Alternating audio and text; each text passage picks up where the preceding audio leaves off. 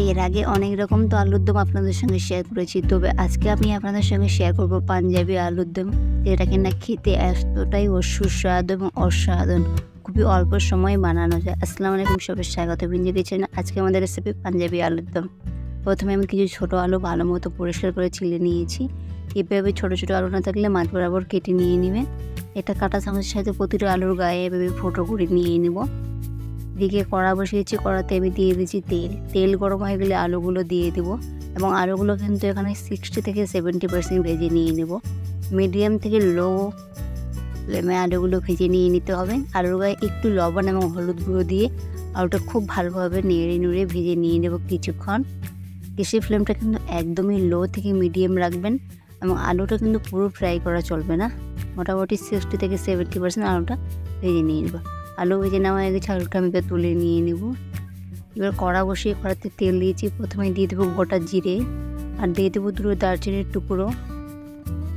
এবার সেখানে আমি দিয়ে দেবো গ্রেট করে রাখা পেঁয়াজটা দিয়ে খুব ভালো মতো মিশিয়ে কিছুক্ষণ পেঁয়াজটা ভেজে নিয়ে নেব। একদম গ্যাসের ফ্লেমটা এই মুহূর্তে লো রেখেছি। আপনারা চাইলে পুরো রেসিপিটা প্রেসার কুকারে করতে পারেন, অথবা আমি যে পর্যায়ে বলবো সেই পর্যায়ে পর্যন্ত কড়াই করে সে কুকারে আবার পরে বাকি প্রসেসটা করতে পারেন। এবার কাঁচা লঙ্কা দিয়ে কিছুক্ষণ নাড়িয়ে নেব। সেখানে আবার দিয়ে দেবো আদা রসুনের পেস্ট, খুব ভালো মতো সেটা আবারও মিশিয়ে নিয়ে নেব। এবার পেঁয়াজটাকে ঢাকনা দিয়ে ভালো মতো কিছুক্ষণ কষিয়ে নিয়ে নেব। পেঁয়াজ ভালো মতো কষানো হয়ে গেছে, দিয়ে দেবো হলুদ গুঁড়ো, দিয়ে দেবো 1 চামচ মতো ধনে গুঁড়ো, দিয়ে দেবো জিরে গুঁড়ো, শুকনো লঙ্কা গুঁড়ো, একটু জল দিয়ে দেবো। জল দিয়ে খুব মশলাটা খুব ভালো মতো আবারও কষিয়ে নিয়ে নেব। কিছুক্ষণ ভালো মতো মশলাটা আমার কষিয়ে নেওয়া হয়ে গেছে, তেল বেরিয়ে গেছে দেখতে পাচ্ছেন। এবার দিয়ে দেবো এখানে 2 থেকে 3টে টমেটোর পেস্ট এবং সেই বাটিটা থেকে আরেকটু জল দিয়ে দিলাম। খুব ভালো মতো মিশিয়ে নিয়ে নেব। স্বাদ অনুযায়ী লবণ দিয়ে দিলাম।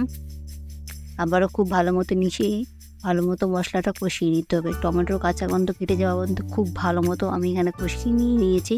এবার সেখানে দিয়ে দেবো 100 গ্রাম আগে থেকে ফেটে রাখা টক দইটা দেওয়ার সময় লক্ষ্য রাখবেন গ্যাসের ফ্লেমটা একদমই লো রাখবেন।